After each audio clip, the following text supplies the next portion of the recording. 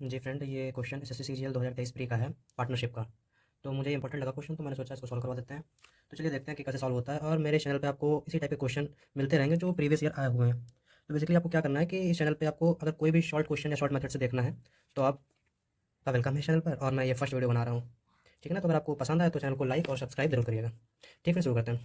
देखिए, A and be invested money in a business in the ratio 7:5। ठीक है फिर।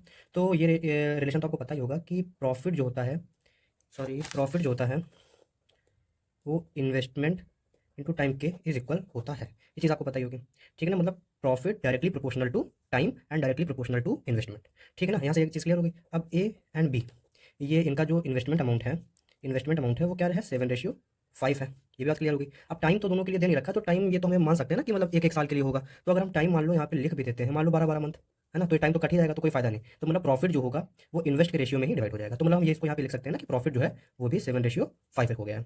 ठीक है ना। फिर क्या होता है, इसमें इन्होंने दे रखा है कि यदि कुल लाभ का 15% दान के लिए दिया जाता है ना, या फिर ये 15% of total profit goes for charity. तो फिर क्या करना होगा, जो 15% है इसको ब्रेक करके क्या लिख सकते हैं, 15/100। इट मीन्स ये 3 से चला गया, 5 3 और ये 5 20, मतलब 3/20। ठीक है ना। तो ये जो 20 है ये भाई टोटल प्रॉफिट हो जाएगा। टोटल प्रॉफिट कितना दे रखा है, 20 दे रखा है। ठीक है ना। और ये जो 3 वाला अमाउंट है, मतलब डोनेशन लिख दो, फिर चैरिटी लिख देते हैं।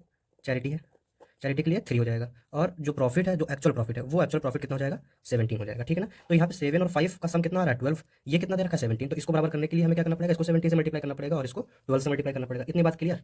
ठीक है, फिर देखिए 17 7 119 और 17 5 कितना हो जाएगा, 85। ठीक, इसी तरीके से इधर कर देंगे मल्टीप्लाई भाई। तो कितना हो जाएगा, 240 हो जाएगा। और ये कितना हो जाएगा, 36 हो जाएगा। ठीक है ना। और इसको मल्टीप्लाई जब करने बैठेंगे तो कितना हो जाएगा, ये हो जाएगा इतना अमाउंट। ये बात क्लियर हुई।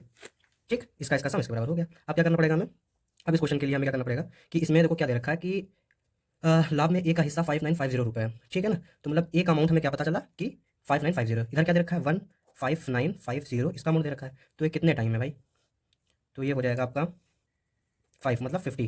ठीक है ना, 50 टाइम हो जाएगा ये। तो जब 50, और इन्होंने क्या बोला आखिरी में कि तो कुल लाभ कितना है ना, what is the total profit. तो टोटल प्रॉफिट अपन का है कितना, 240 है। 240 तो प्रॉफिट है। तो 240 को भी भाई रेशियो की वैल्यू कितनी आई है, 50 आई है। तो यहाँ पे भी 50 से मल्टीप्लाई करना पड़ेगा। क्यों, तो 24 5 120, 12,000 रुपये आंसर आया। ठीक है ना, तुम्हारा ये आंसर हो जाएगा सेकंड वाला। ठीक है फ्रेंड, थैंक यू। अगर समझ में आया हो तो लाइक कमेंट जरूर करिएगा।